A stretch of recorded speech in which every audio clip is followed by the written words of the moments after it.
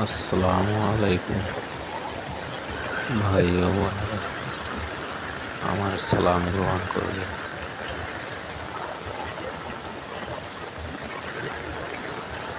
আল্লাহ তাআলা ছাড়া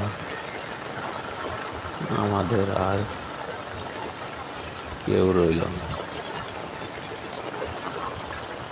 আল্লাহ আমাদের সব। অবশ্যই আল্লাহর ইবাদত আমাদেরকে করতে হবে।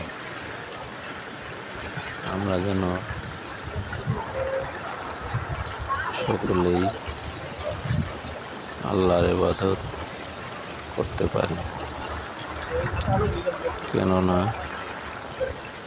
এই বৃষ্টি আল্লাহ আমাদেরকে দান করেছে।